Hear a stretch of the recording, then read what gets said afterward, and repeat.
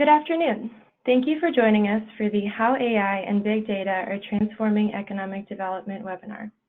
I'm Delaney Luna, an Economic Development Associate here at IADC, and I will be your moderator for today's webinar. Joining us today is Steve Jast, President and CEO of Research on Investment in Montreal, Canada, who will share his insights on the effects of big data for economic developers. Before we begin, I would like to share a few housekeeping notes from IADC.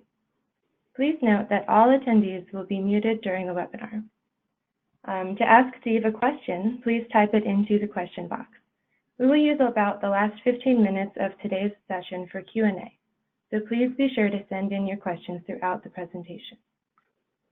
Within 24 hours of today's webinar, an evaluation will be emailed to you by IADC. Please complete the evaluation, as we do use this feedback to improve our web seminars. At the end of this evaluation, you will receive a link to download the presentation slides. I would now like to introduce today's speaker, Steve Jast, President and CEO of ROI, which he founded in February 2003. Steve is a thought leader on the fundamentals and best practices related to investment prospecting, business retention and expansion, and advanced lead nurturing and engagement techniques for economic development organizations.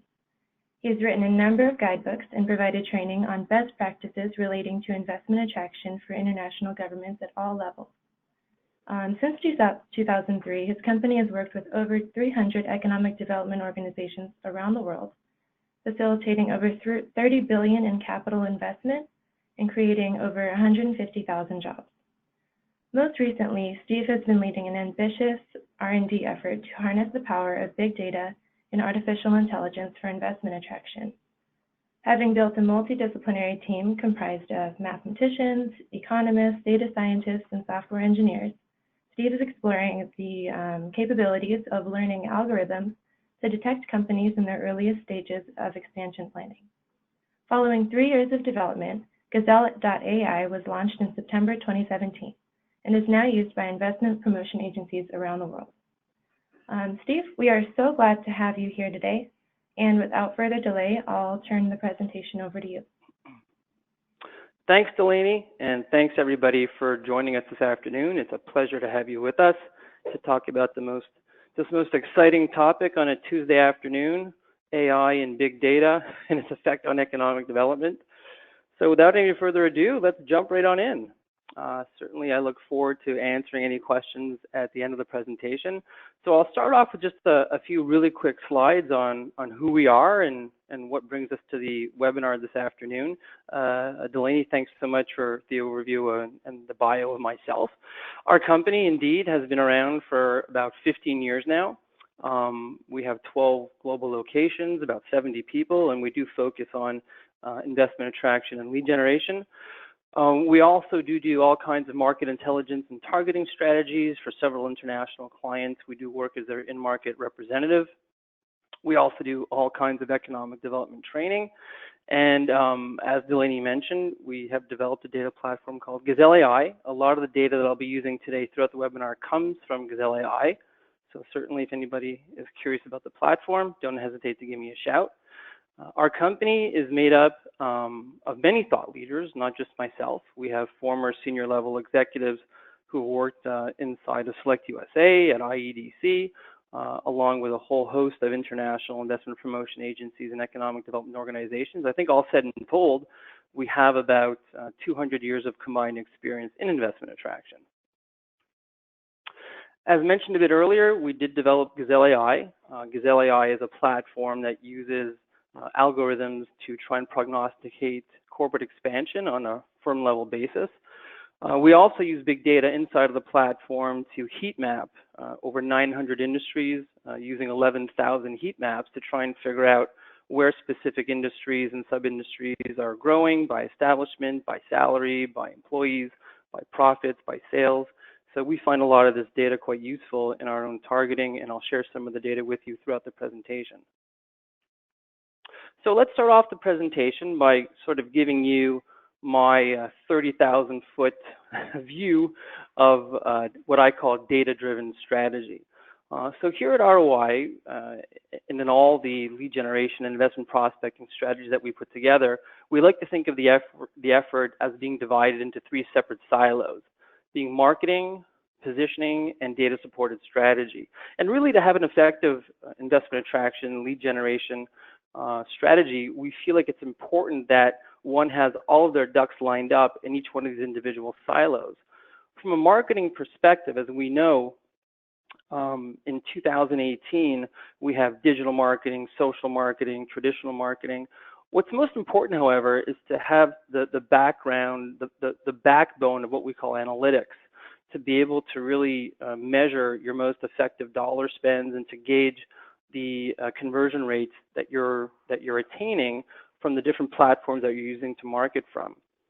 So we need to know who's responding to your messaging, where they are, when they're responding, how they're coming through to your website. And this all is dependent upon, of course, really high-level analytics and corporate intelligence. We then talk about positioning. I'm a huge proponent of the forward work that an economic development organization should do in advance of a lead generation and investment prospecting strategy. So we talk about benchmark assessment that helps us drive our unique selling proposition, our value proposition, workforce analysis, staying abreast of industry trends by doing market research and understanding all the subtleties of your targeted industries, data on individual clients, and from our perspective, what we call clients are companies that are considering expansion to your jurisdiction, and of course, proper cluster analysis. Where are there growth clusters? Where are there burgeoning companies? Where are the clusters of companies located that you want to be trying to attract? And then finally, this all boils down to what we call a data-supported strategy.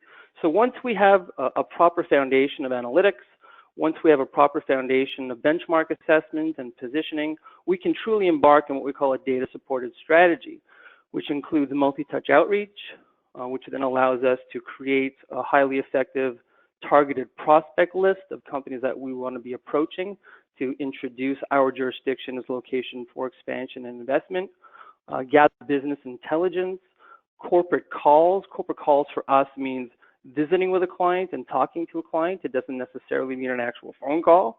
And of course, we use a lot of our Gazelle data as part of our data-supported strategy. So today's webinar is about big data and artificial intelligence and how that can help the 3 pillars that we just explored over the course of the past few slides. So what are the main uses of big data? Well, certainly we can use big data to track VC funding. We see a trend in recent years of economic development organizations really tracking venture capital as a way to have a finger on the pulse of where we see emerging technologies, emerging industries, and where they're emerging. We can also use big data to create our what we call featured lists of companies that we want to be approaching to try and have them take a hard look at our jurisdiction for expansion. For heat mapping, which talks to clusters and trying to establish where growth companies are located. Of course, we use big data for artificial intelligence, and artificial intelligence plays a big role in our world in helping us decipher which companies are in growth mode. And then the ultimate goal, of course, is expansion projects and identifying companies that have live projects that we can go ahead and pursue. So what's the goal of today's webinar? Well, we hope that by the end of the webinar, we've given you some helpful tactics and strategies to generate better leads, identify expanding companies, generate greater efficiencies within your organization, and identify growth clusters. More specifically, today we're going to be sharing some specific examples of how we use AI and big data to generate higher quality leads and to help out with your cluster strategy. So without any further ado, let's dive right into some cluster targeting. So what is a cluster? I'm sure everybody on the webinar today has a pretty good idea of what an industrial cluster is. It's a geographic concentration of interconnected companies.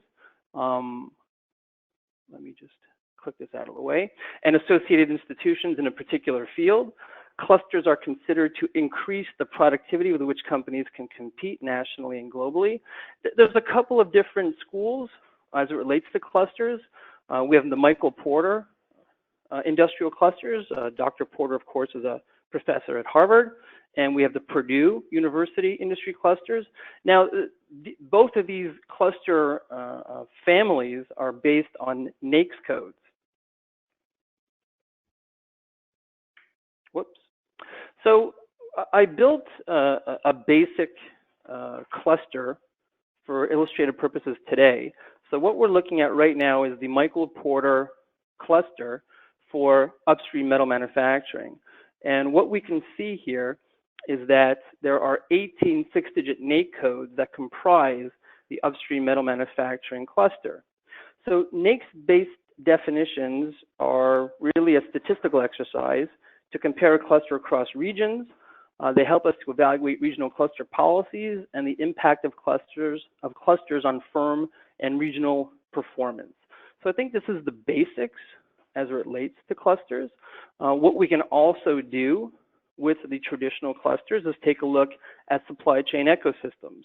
So on the screen right now, what we see is upstream metal manufacturing, and then we see a bunch of industries to the left and a bunch of industries to the right. The industries to the left are companies, or rather industries, that sell goods and materials into upstream metal manufacturing.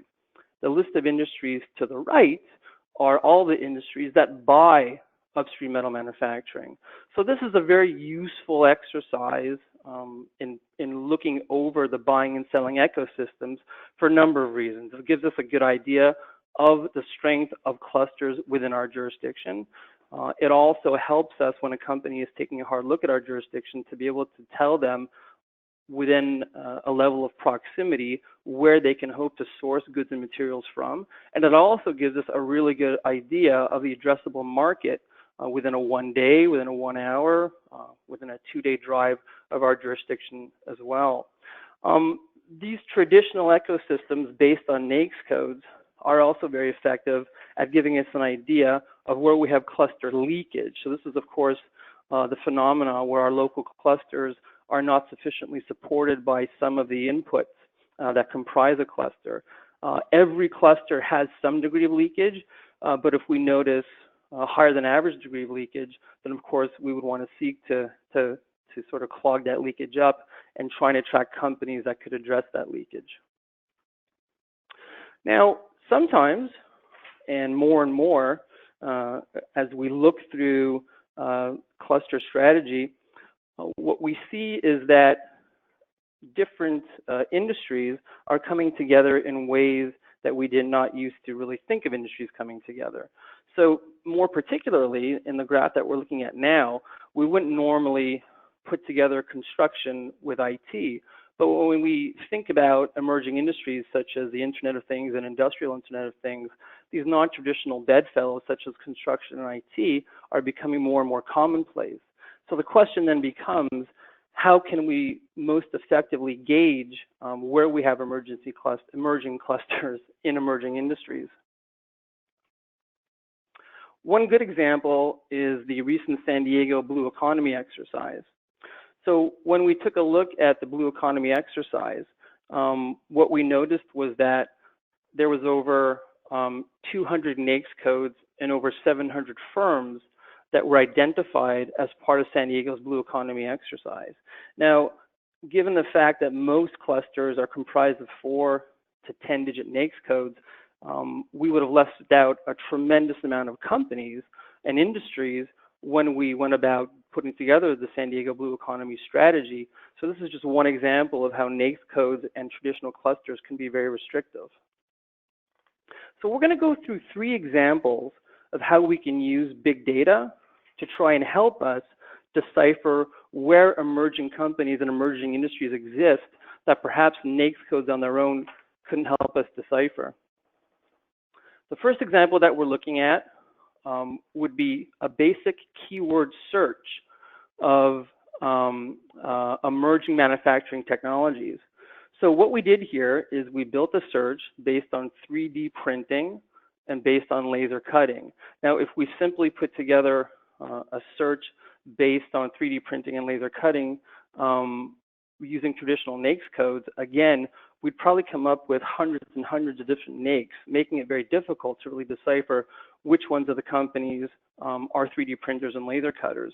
So by using big data, natural language processing, what we do is we grab keywords and keyword categories based on company descriptions, company products, as well as industries that the companies are operating in, and we're able to better decipher where the emerging industries with 3D printing and laser cutting are.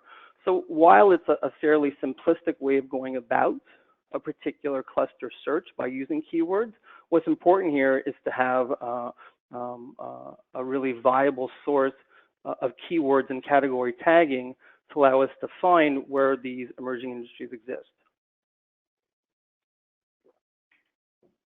The second example that I'm going to share with you is what we call what is advanced in advanced materials. So typically when we think of advanced materials, we think of glass, we think of plastics, we think of chemicals, we think of textiles, wood, but only a small share would be considered advanced high-tech companies.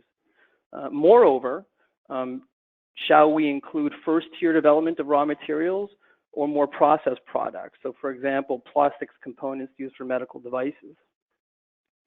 So what I did in this particular example is I built a search of companies based on a series of NAICS codes. So what I used in the heat map that we're looking at right now is the number of establishments in NAICS code 325, which is a NAICS for chemical manufacturing. I also use NAICS 326, which is plastics and rubber manufacturing. And I also use NAICS 327, which is non-metallic mineral product manufacturing. So what we see here is a very general aggregate where we see strong clusters in California, Texas, Florida, Ohio. However, when we add VC funding to the mix and superimpose that against the more traditional NAICS code heat mapping, a different picture emerges. If we were to consider that VC-funded companies are at the sort of vanguard of technological development and emerging industries, and we take a closer look at the heat mapping that we've put together with the VC-funded companies, a whole other picture begins to emerge. All of a sudden now, we see very strong clusters in places like Massachusetts, in places like Maryland, in places like Colorado, where before we may not have picked up on these particular strengths in terms of cluster development. Massachusetts, for example, has 31 companies, but in our NAICS code heat mapping shows a very light color of concentration of companies for advanced materials. We also see a cluster of 17 companies in Maryland, which also did not appear on our initial heat mapping. This would have left out the important Center for Nanophysics and Advanced Materials. We also see 29 companies in New York. So again, by layering data on top of what we consider to be our traditional sources of data, new and exciting clusters of companies begin to emerge, and new and exciting clusters of companies for us to target for our investment attraction purposes begin to emerge as well. In our third example, what we did is we layered, again, different kinds of data on top of itself to give you an idea of where there's emerging growth clusters. So here we see pharma and medicine manufacturing, and what we've done at the county level is we've combined revenue and job growth. So of course, the darkest clusters show where revenue and job growth are at their strongest. When we then add on top of that salary growth, it begins to tell an interesting story. So the circles represent the highest levels of average salary growth in the areas where we already had strong growth in jobs and in revenue. So what's that telling us? Well, essentially, from my perspective, whenever I see a region that has high average salary growth, it's telling me a couple of things. It's telling me that the companies that are operating in those particular regions are likely suffering from eroding margins, given the fact that they're in the areas with the highest levels of average salary growth, particularly if they're in industries that are very labor intensive, as pharma and medicine manufacturing can be, with a very high component of research and development required. And then when we also see high levels of average salary growth, it probably also tells us that we have a problem with our labor force, with our workforce, as it relates to the supply and demand equation. So as the economy as a whole, as the rules of economics as a whole would dictate, when there's a problem on the supply side versus demand, prices tend to go up. And in the world of workforce, when we don't have enough supply to meet demand, in that situation, salaries tend to go up.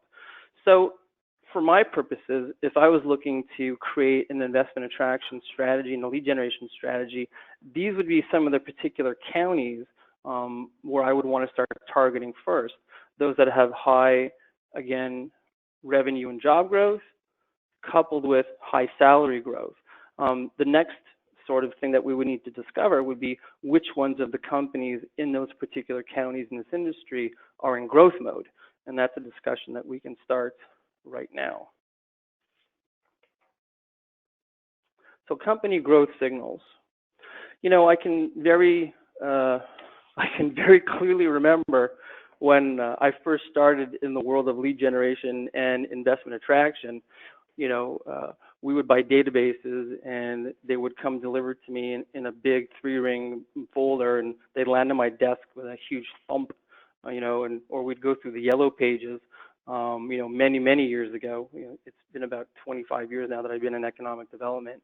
And from these yellow pages, we'll call them, or from these, you know, hard copy versions of databases, we'd go ahead and we'd build some company listings, company targets.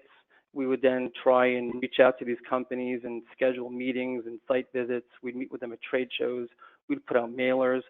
And that really kind of was, for many years, the way that we went about lead generation. It was really very much based on a cold call, sort of hoping on a wing and a prayer that a company would indeed be expanding. Today, however, as we've evolved as a company, and I think as the world in economic development has evolved, we really tend to again, try and build a strategy that's very much data-driven. And again, if you recall, the first 3 or 4 slides that I showed you about getting all of our ducks in order, of course, data is a huge part of that. So finding your ideal companies to target requires access to data and the right tools. Effective use of data and market research will guide you to the hotspots and the companies that represent the best opportunities for your region. So I'm going to talk a little bit about identifying hotspots and identifying specific signals that we think are indicative of companies that are in growth mode. So what are some of the traditional signals that we've looked for that would lead us to believe that a company is actually in the process of planning an expansion project? For many years, we talked about change in C-level staffing as being an interesting signal. We talked about the recruitment of senior resources in non-traditional markets. This would lead us to believe that a company is likely going to open up an operation if we see that they're recruiting somebody in a non-traditional market. Strong employee benefits is, I think, a signal a little more recent that's of interest. There's been some studies that have shown a strong correlation between pension plan growth and expanding companies. Dr. Gary Kunkel did some interesting work specifically on this particular topic. And I think what that really shows is that when a company is able to retain staff, and if the company has grown in the past, and staff has been compensated on the growth of the company, this is a behavior that employees are going to want to repeat. And this would suggest that companies that retain their people and bring in new people have growing pension plans. So this is a signal that we really like to look for if we can get our hands on it.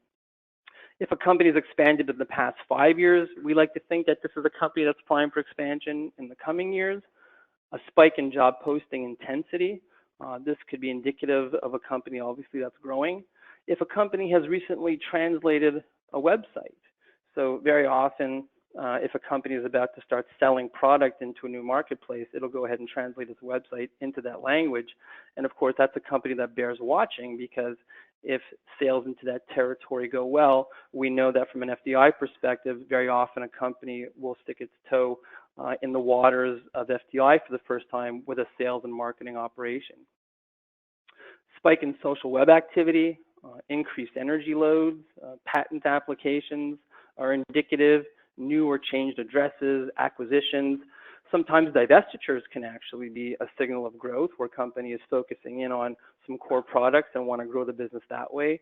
Joint ventures, and of course we can always look at SEC filings to see which publicly listed companies are growing, and very often in publicly listed documents we can see plans for large-scale capital expenditures moving forward. So what does AI tell us about expansion drivers? So over here at ROI and at Gazelle, we've been working for the past 3 years training algorithms to identify growth companies. We have a data set of approximately 8,000 companies that have grown over the past 3 years.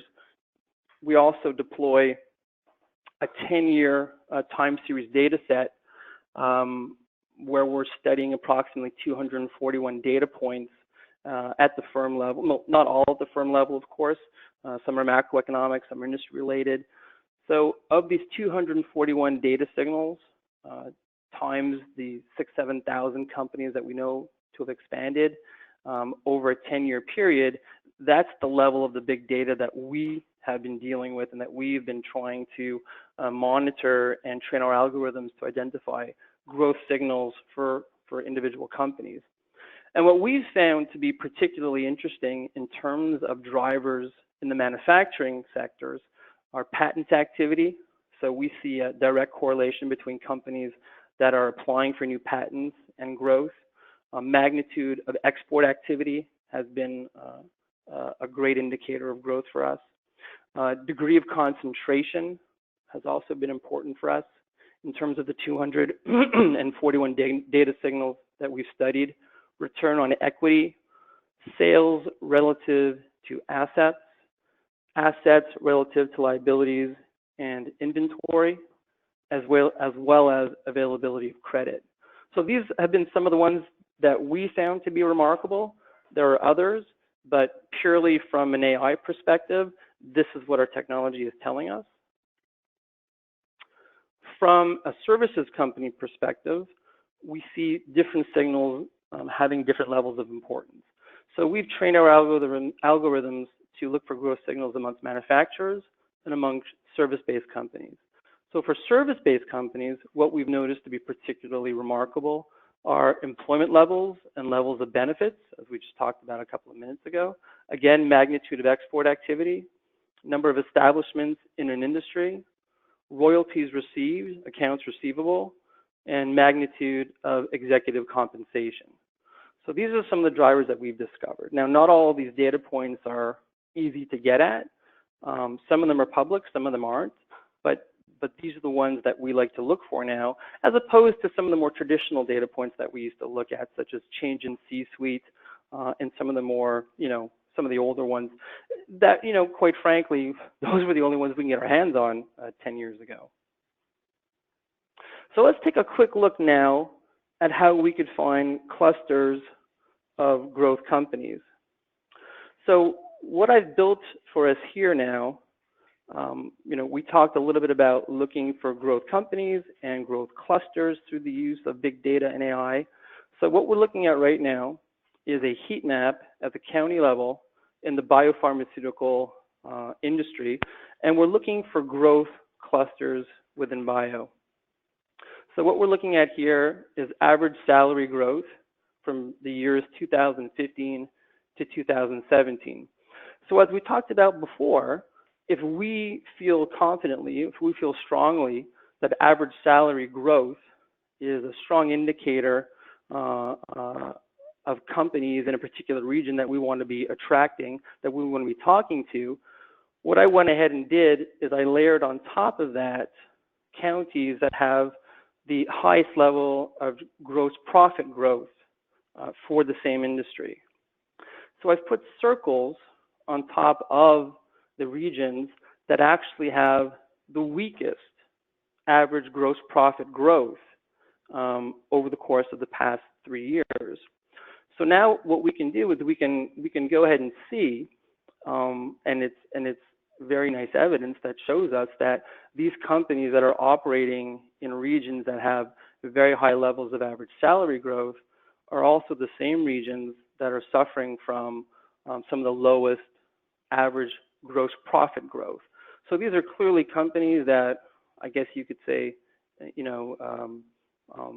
could be happy to be presented with a value proposition, with a unique selling proposition, whereby they could operate at an improved and enhanced bottom line. So we're not necessarily talking about having a company up and relocate, but certainly if the company is in expansion mode and I'm trying to build a highly targeted list of companies that I want to be talking to, well, then certainly these again would be at the top of my list. So what we did is we took the cluster strategy one step further. We took a look at the highest average salary growth, and then we layered on top of that the regions that have the lowest levels of average gross profit. Another example of using big data in our targeting strategy. So data company growth signals. So I like to talk a little bit about some best practices as it relates to building your list of targeted companies. I always like to use a mix of large and fast growth companies for your targeting needs. Over the years in working with our clients, we very often feel a political pressure to bring in big name companies and big logo companies and companies that have very prolific balance sheets. However, I always suggest that we look beyond just large companies and try and take a look at where we see growth with VC-funded companies, where we see significant growth in numbers of employees, and particularly looking for what we call gazelle growth or sustained growth companies. A gazelle growth company is a company that has a 20% combined annual growth rate for 5 years in a row, doubling in size every 5 years. A sustained growth company is one that has 2 significant growth peaks over a 6-year period. Now, these companies typically only represent somewhere around 3% of companies. However, they represent the lion's share of net new job creation, R&D expense, capital expenditures. The problem, however, in finding these growth companies, sustained growth, gazelle growth, is that they can really be anywhere. They're not really location-centric. They're not even really industry-centric. So really, we really need to take, a really hard look at a lot of data, at all the different data signals. But long story short, I'm a big proponent of blending growth companies, expanding companies with the larger, more coveted companies that most economic development organizations like to see in their jurisdiction. And for good reason. Large companies typically are able to execute large transformational type projects. However, the smaller companies, again, they really are the catalyst of job growth, and small companies become big companies. So consider non-traditional markets for lead generation, perhaps in the way that we did by layering revenue growth and layering average salary growth, and then layering gross profit growth, to really try and find some niche areas, non-traditional markets where perhaps the clusters are a bit smaller, but far more indicative of where companies are having success, but perhaps now are feeling a bit boxed in by some of the resources, and particularly the human resources, based on where they're located. Data shows that growth companies can come from anywhere. So I want to take a few minutes and just talk for a couple of slides, not too many. I know that our time is starting to catch up with us. And I do want to leave 10 minutes at the end of our presentation for some questions. But I want to talk a little bit about site selection and some of the observations that I've made over the course of the past 25 years, both as a practicing site selection consultant and now somebody who works as a representative for many different jurisdictions. So towards the end of last year, we started a survey of site selection consultants, and we asked them many questions, but I think some of the questions that came back to us that were most interesting related to when site selection consultants are getting economic development organizations involved in the site selection process. And what we found was that 77.5 of site selectors and companies do not reach out to economic development organizations when they're developing a long list of their options. So when they're basically putting together the list of sites that they think are going to be most viable for their particular clients. 65% of site selectors and companies visit an economic development website before making contact. So the question begs, as an economic development organization, are you presenting the data firms need to consider your location? And this is a question that gets asked over and over and over again, probably for any one of you who've attended an IEDC conference or any other conference. You know, we're always talking about workforce. We're always talking about websites as the first stop that most corporate real estate executives and site selection consultants are making in their site selection decision-making process journey. So we all know that we need to have great data on our websites, but what I like to suggest is having great benchmark data. And we must keep in mind that companies are in business for one reason and one reason only, and that is to have a strong bottom line. So how can we as economic development practitioners and professionals position our jurisdiction as a location where a company can really have a strong bottom line? So my recommendation is always to use benchmark data and to show some of the data that I've been sharing with you today. So how do you benchmark, not necessarily in a lot of the most obvious data criteria, which we need to have, but how do we benchmark when it comes to average salary growth, when it comes to the increase of people in your jurisdiction over the course of the past 2-3 years, when it comes to net sales, when it comes to gross profit. These are some of the areas that speak directly to the corporate decision makers when they're considering a location. Now, obviously, as we all know, there's a multitude of criteria. A lot of it is weighted. But if we can effectively show that companies in a particular industry vis-a-vis comparator regions to your jurisdiction are successful in your jurisdiction, well, that certainly is the kind of data that I want to be privy to. So as I suggested a bit earlier in statistics that we were going through in terms of when corporate real estate executives and site selection consultants are visiting EDO websites, based on our research, the vast majority of them are visiting your website. What the research is showing, however, is they're not engaging with the economic development practitioners until specific sites are identified that are of interest to a site selector's client or for the corporate real estate executive for the needs of his or her own company. So in the 1990s, basically, what the STAR is showing us is when a company or site selection consultant would traditionally get involved and engage with an economic development practitioner. So it was way at the beginning when a company was asking themselves the question, what if we needed to expand our manufacturing, expand our warehousing and logistics, expand our R&D? When they started investigating that decision at the very, very, very onset of the site selection decision-making process, they would reach out to economic development people. And it was a necessary part of the job because a lot of data that we have today simply was not available publicly and freely for professionals in site selection. And I can remember very vividly all the way back into the early 90s, really before the internet and email was around. You know, I can't believe I was around back in those stone ages. But I can recall vividly in my days as a site selection consultant calling my great economic development friends and asking them for some specific information that a client needed. And what I would get back would be a big manila envelope filled with some great brochures. Very often, some of those brochures hadn't gone through a reprint in a number of years, so the data was quite old. So long story short, the economic development practitioner really needed to do a lot of hand-holding.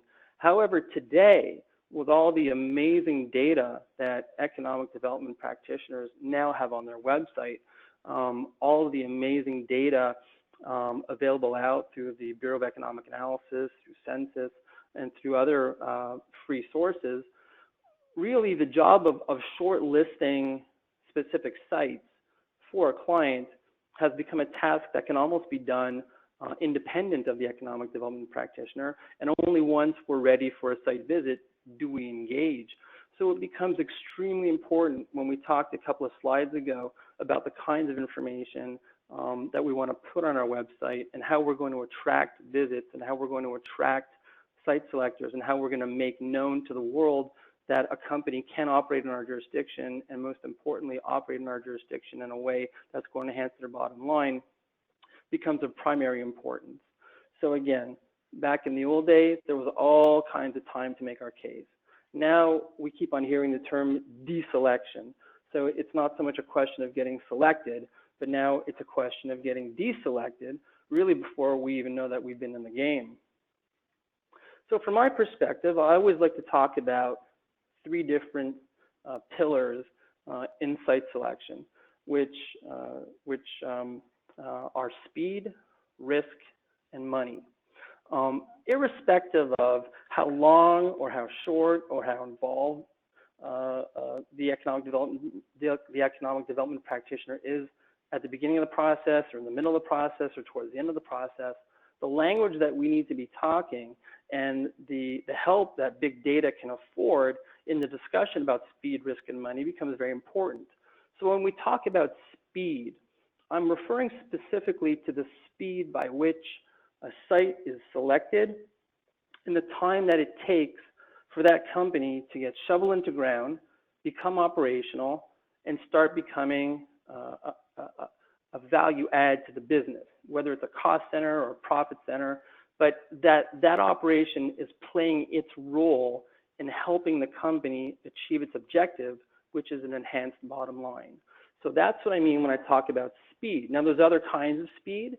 There's speed by which an economic development practitioner will be able to provide data to a company interested in his jurisdiction. But what I'm talking about here specifically is the speed by which locating in your jurisdiction is going to enable a company to go from A to Z operational. Risk. In all my years as a site selection consultant, about 12 years, the single most important factor that companies weighed was risk. Every company is extremely risk averse. So from an economic development perspective, how do we mitigate against risk? Every single site is not perfect. No circle that is not machine made is perfect. No square, no triangle that's not machine made is not perfect. So your site is not going to be perfect. But the goal here is to help mitigate against risk. And the advice that I like to give, and again, through the use of big data, getting really deep into the data, is to show potential investors where risk exists in your particular jurisdiction, and then present a plan on how to mitigate against that risk. And that, I think, lends itself to a discussion on reciprocity, being a value-added partner, building social capital, where fundamentally your approach as an economic development practitioner becomes one such that the success of the company, the message that you're sending is that the success of the company is more important than your success in attracting them to your jurisdiction. And that's how you gain status as a value-added partner. The notion that you're going to go the extra mile for them, that you want them to succeed. This is very much a relationship business.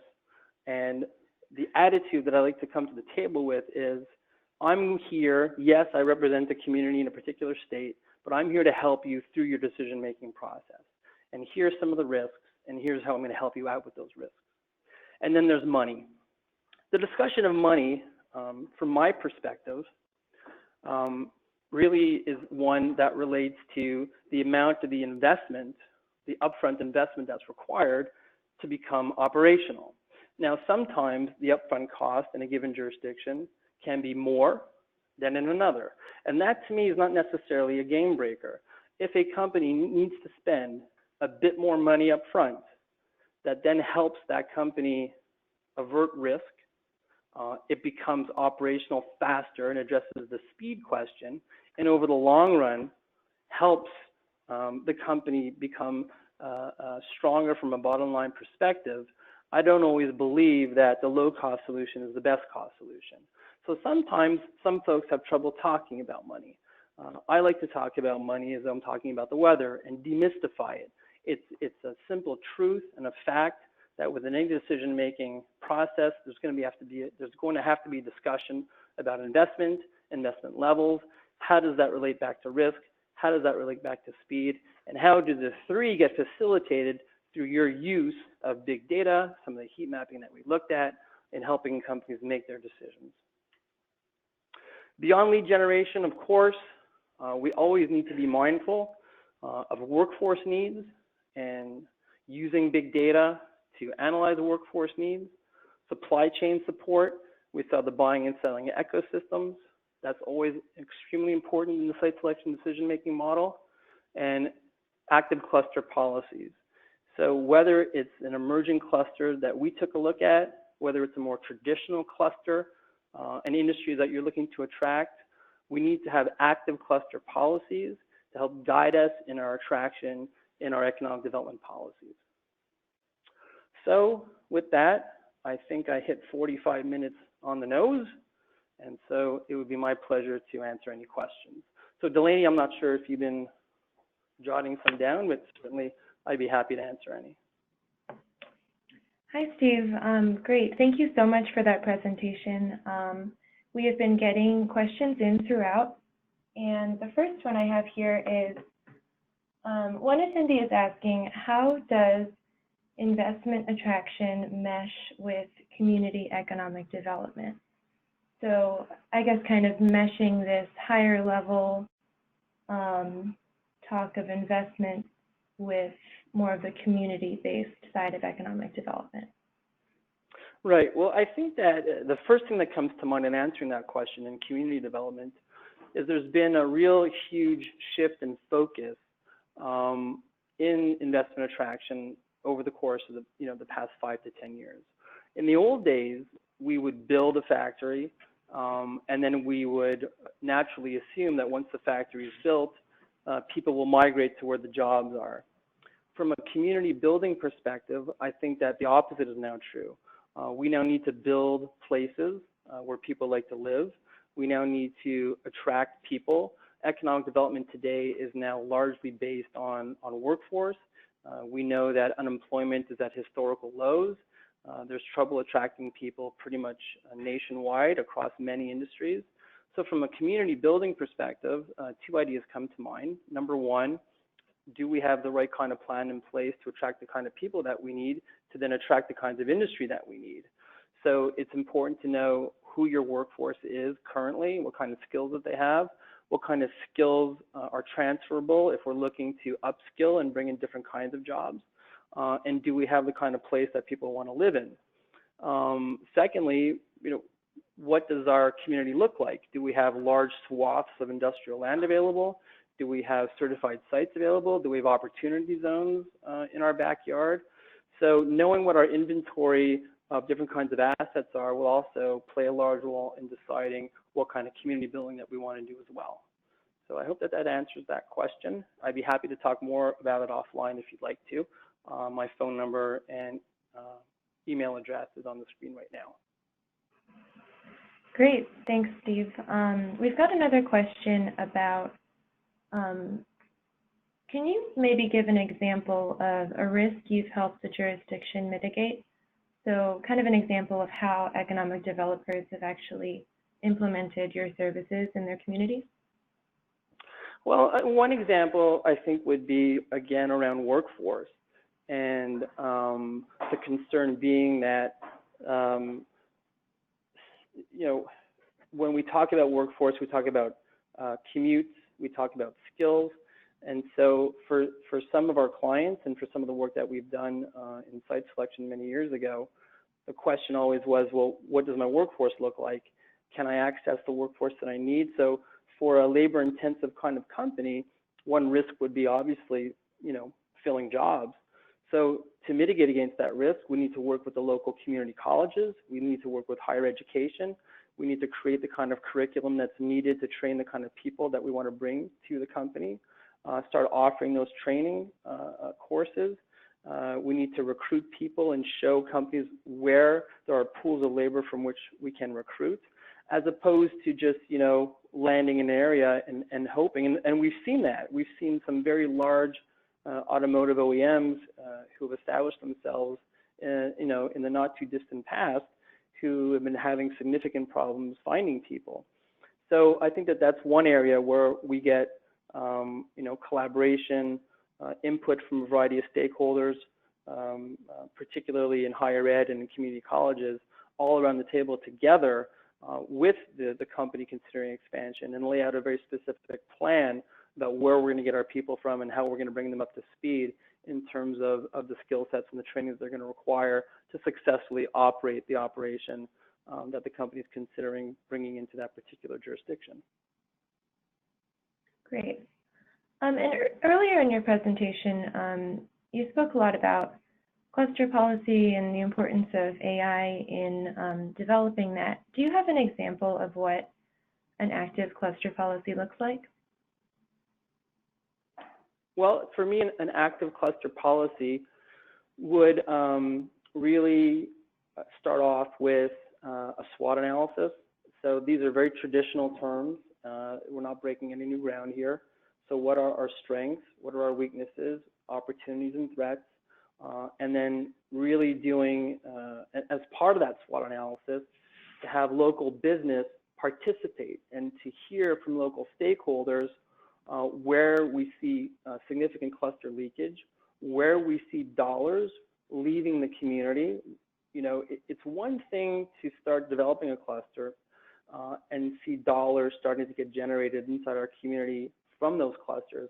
It's quite another when we see a dollar circulate out of the cluster, because that's a dollar that's never coming back. So I think one of the fundamental principles that we would like to see is the dollar that we generate in a particular jurisdiction stay in that jurisdiction. So the first thing that we need to do is see where we have an existing cluster of companies, and to that point, as we saw in some of the slides earlier, to see where non-traditional bedfellows come together to create a cluster. As we saw in IT and in construction, that could be an interesting cluster for industrial Internet of Things. So we need to do a SWOT analysis where we have local stakeholders talk to us about the kinds of companies that they would like to see inside of the cluster. Are we measuring and taking a hard look at some of the non-traditional clusters that can be forming in our area? And again, if it's a county, if it's an MSA, to gain alignment with state stakeholders, make sure that we all have the same vision as it relates to the establishment of clusters and growth of clusters. Also bring into the discussion academia to make sure that we're producing enough graduates to support the local cluster. And then, from a big data perspective, take a look and see where these companies are being successful, where they're not being successful.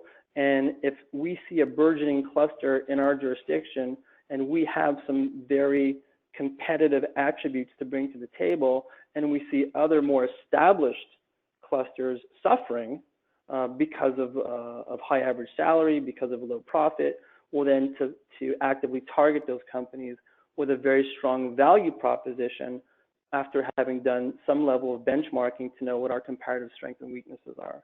So I hope that answers that question. Definitely. And kind of going off that last bit about benchmarking, could you give an example of benchmark data? Sure. Well, absolutely. Yeah.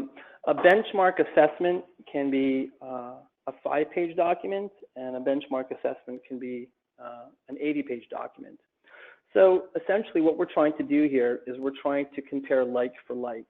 Sometimes I see benchmark assessments on people's websites, or not necessarily benchmark assessments, but I'll see comparative data for labor, comparative data for energy costs, and I'll see an MSA comparing itself against a state. I'll see a state comparing itself against a country.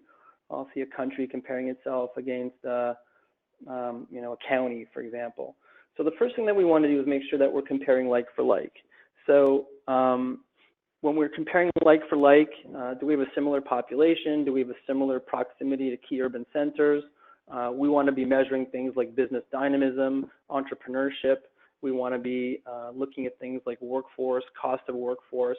And then, of course, there's all of the different criteria that would come into a site selection decision-making model.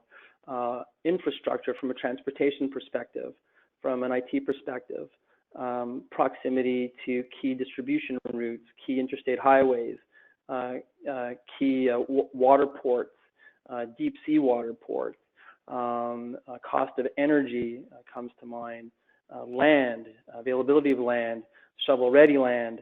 So there's many, many different criteria that come into a benchmark. And of course, we can create a benchmark assessment with 20 to 30 to 40 different data points against 20 different comparator locations, or we can have a more basic benchmark assessment across 4 or 5 comparator locations across 10 principal data points, and from that derive a value proposition. So that's a little bit about my thoughts on benchmark and how complex or more to the point, I guess, if you will, a benchmark assessment can be. But when you think back to the original slides that I showed you about the 3 pillars of building an effective investment attraction strategy, one of them was what we call positioning. And it's very difficult when you go in to meet with a C-suite executive to get that person's attention if you can't engage with them. And the way that we engage with a C-suite executive is to come into a meeting and say, I understand you're looking at building a new facility. I understand that you're looking at many different sites.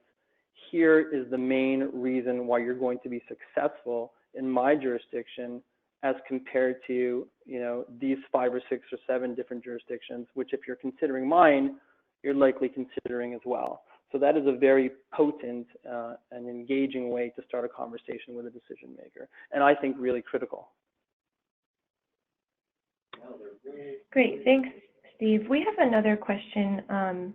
This one's on lead generation. What level of geography or economic development organization would you say is the most efficient place for lead generation?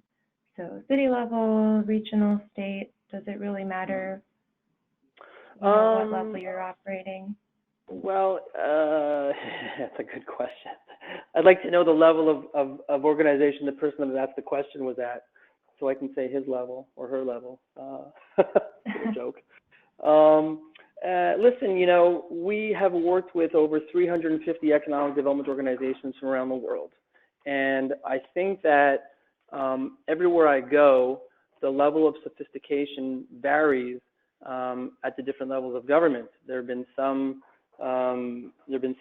EDOs that I visited at the state level, which were less prepared than some of my clients who were at the regional sort of development level, regional alliance level. I think typically speaking, in reading some of the literature that I've had a chance to look at over the years, most site selectors, I think, and most corporate real estate executives, and by corporate real estate executives, I don't mean folks that work at Colliers or CBRE, I mean more people that are the in-house decision makers for site selection decision-making exercises. I think they usually start their search at the state level. And then I think the state typically puts those folks onto some of the more regional, some of the more regional alliances or some of the counties that they feel would be best suited for those projects. So the state plays a fantastic role as I think quarterback in helping to create some of the principal strategy and to start to build alignment in that state for the kinds of industries that they want to be attracting, and then for being sort of a quarterback of where some of the best sites are for the particular industries. I believe that the local people at either the MSA level or the county level are always going to be the best people to talk to locally for information about a particular site, about a particular granting program, et cetera. So I think that there's a necessity and there's room for everybody. From strictly a lead generation perspective, it's very difficult to say because different organizations have different priorities. Some organizations have very little unemployment, very little industrial land left, and their main priority isn't so much recruitment as much as it is business retention and expansion. So I've seen some regional groups, some county groups, extremely aggressive on business attraction, and others less so, but only, mandated by the fact that they don't really have a lot of space to put a big manufacturing facility. So the question is, who's best suited?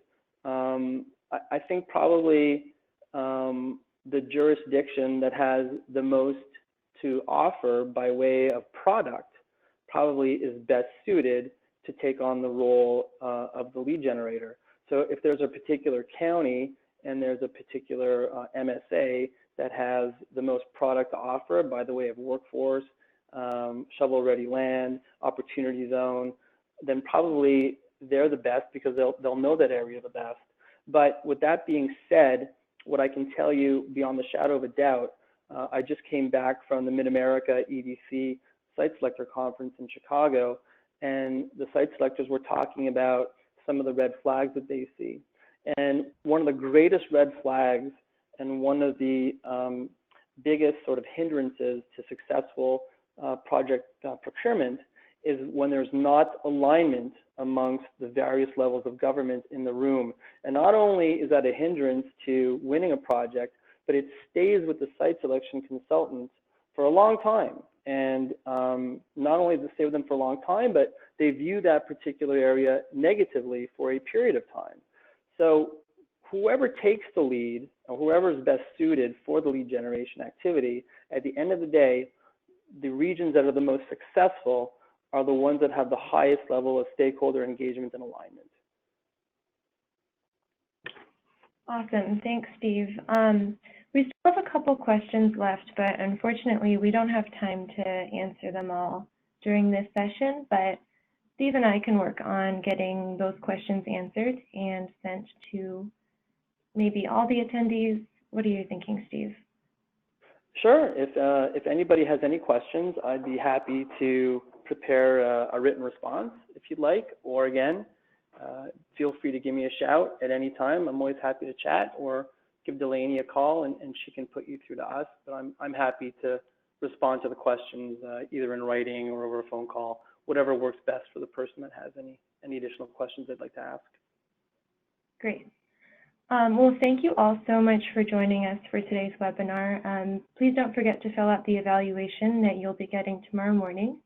And thanks again, Steve. This presentation was really excellent, and thanks for joining us today.